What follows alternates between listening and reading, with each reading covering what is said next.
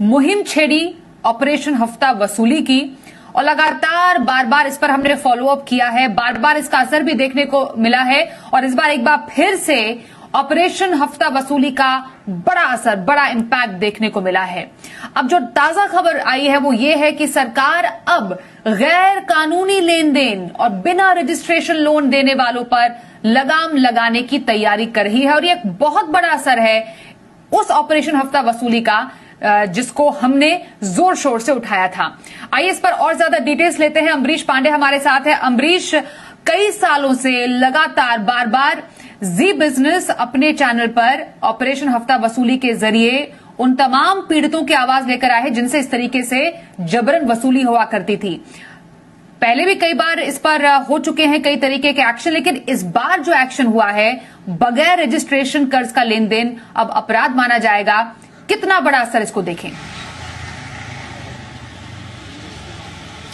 देखिए स्वाति, लगातार हम इस बात को लेकर आवाज उठाते आ रहे थे। हमने पहली बार जब शुरू हुआ था ये कोविड के दौरान, इस तरह के इंस्टा लोन ऐप्स शुरू हुए थे, उसके बाद लोगों को वो परेशान करने लगे थे और उस समय से हमने आवाज उठाना शुरू किया था। फिर लोगों ने आत्महत्या शुरू की, हमने राज्यों से उसके लिए अपडेट लिया, राज्यों की पुलिस ने अपने स्तर पर उसकी जांच शुरू की थी, वहां की रिपोर्ट हमने फाइल की। इसके साथ ही केंद्र सरकार ने उस पर एक्शन लेना शुरू किया था। एक वर्किंग कमेटी बनाई गई थी, उस वर्किंग ग्रुप ने अपनी रिपोर्ट नवंबर 2021 में दे दी।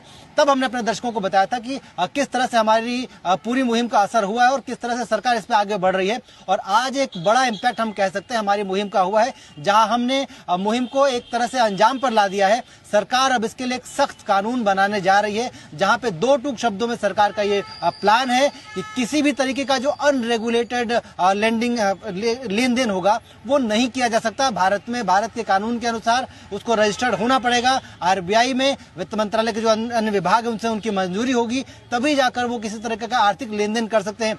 यहाँ तक कि जो हमारे मोहल्ले में एक छोटी कोऑपरेटिव या संस्था बनाकर जो लोग लेंडिंग करते हैं वो भी नहीं कर पाएंगे अगर वो आरबीआई से रजिस्टर्ड नहीं है। तो इसके साथ ही आरबीआई ये जो ड्राफ्ट रेगुलेशन है वे साफ कहता है कि किसी भी तरीके का इस तरह का लेन देन अगर करता कोई पाया जाता है तो उस पर 1 करोड़ रुपए तक का जुर्माना, 10 साल की सजा हो सकती है।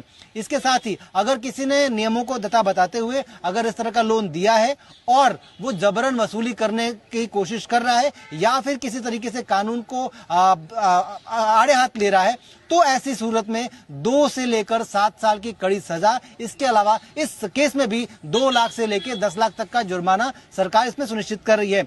एक और अहम बात इस पूरे ड्राफ्ट में देखी गई है कि सरकार ने साफ, अगर ये इनसे आप लोन लेते हैं तो आप सुरक्षित हैं, तो कोशिश कीजिए कि आप अपना लोन इनसे ही लें। इसके साथ ही एक अहम चीज, अगर इस तरह का कोई अपराध सामने आता है जो अलग अलग राज्यों में हो रहा है, तो ऐसे में सीबीआई जो है केंद्रीय एजेंसी होगी, वही इस तरह के सारे मामलों की जांच करेगी। वजह यही है इसके पीछे